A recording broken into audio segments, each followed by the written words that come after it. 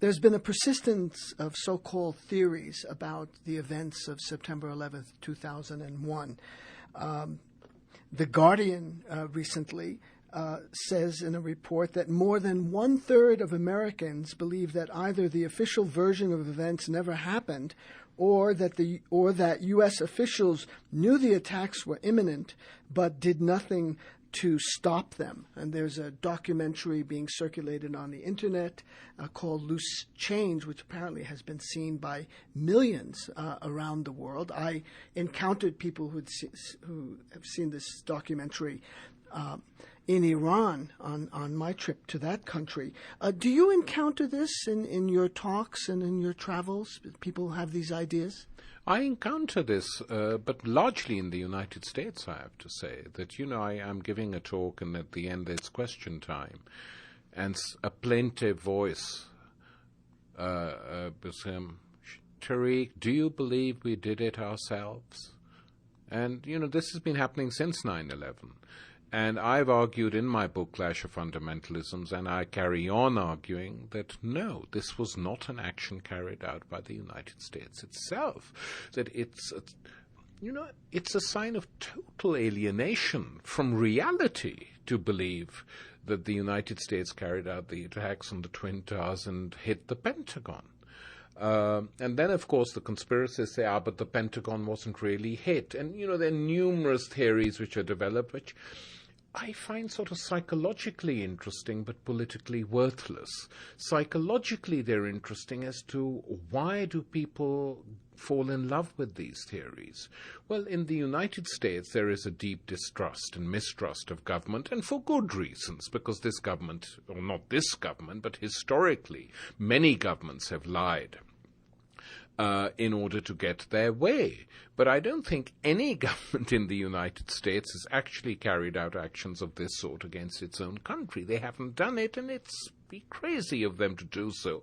Because the one thing about the United States is that it's difficult to keep things totally secret. And if this had happened, it would come out sooner or later. And if it actually happened, it would discredit the entire structure of the American system, of politics in this country. But secondly, people feel that there are certain aspects of the hits of which they have not been informed. This is probably true, David. I mean, I certainly don't accept any of these conspiracy theories which says the United States organized these hits. Why should it? I mean, why the hell should it? It needs excuses to go and make wars. It never needed them before. It's bizarre. But it is true that probably we aren't being given the whole truth. And we know for a fact that there were warnings being circulated. And there's the other thing which was in all the papers and then disappeared. The famous story of the Israelis who were standing filming the Twin Towers being attacked from a van. And of that there is some evidence. But even if that is true, so what? I mean, maybe we don't know. So there are some unanswered questions. In the Muslim world, it's a different thing. It's a sort of, one is a blind anti-Americanism, not being able to see that, the United States hasn't done that.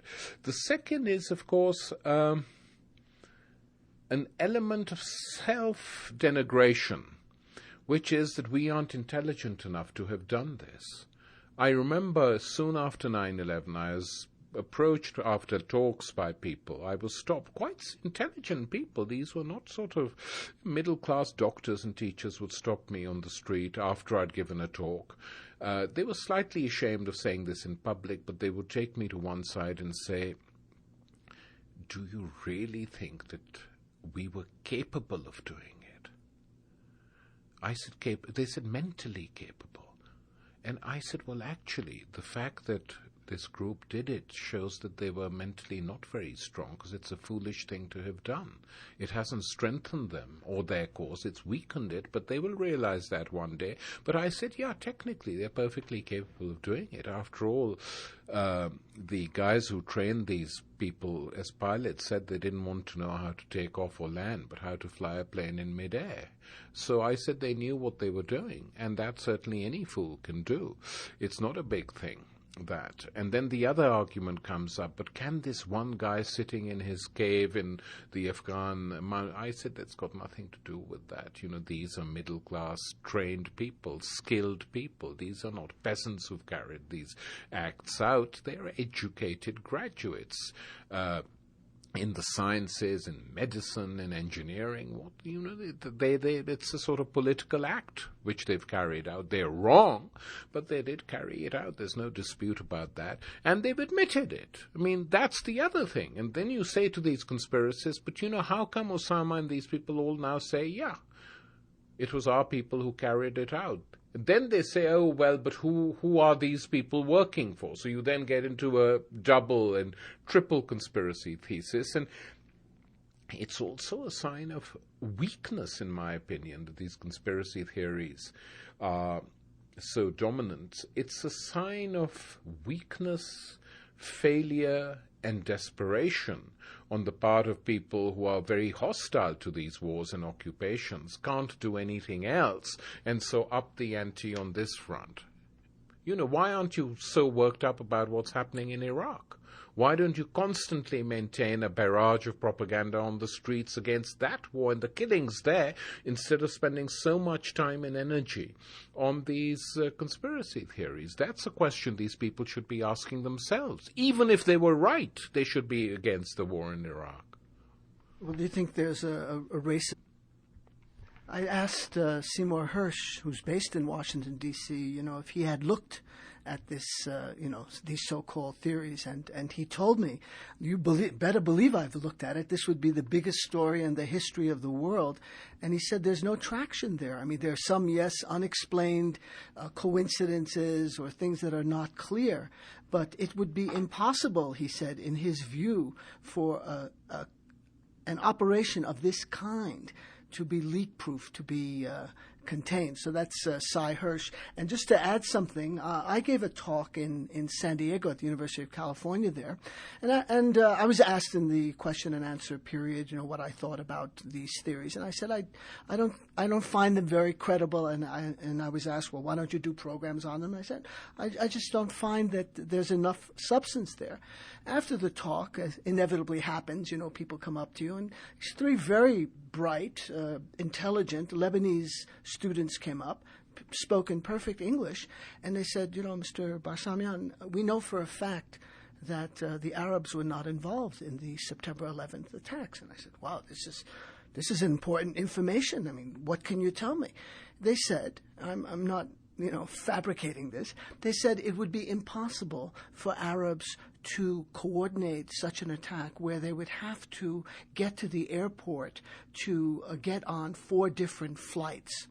That was the intellectual understanding of that. Yeah. Well, I mean, basically, I agree with Cy Hersh. There is absolutely no evidence of U.S. involvement on this, and it would be more than the bigger story. I mean, it's not journalism we're interested in. It would create a total crisis for the American ruling elite. It's not true, so we shouldn't waste too much time on it. And I think people come up with all sorts of explanations as to why it wasn't the people who did it. It's a foolish waste of time, and it detracts from the real world and what is going on in the real world. And I say to all these conspiracy theorists, look at Afghanistan, look at Iraq. Why aren't you worked up about what's going on there? That's what you should be concerned about. As Kashmir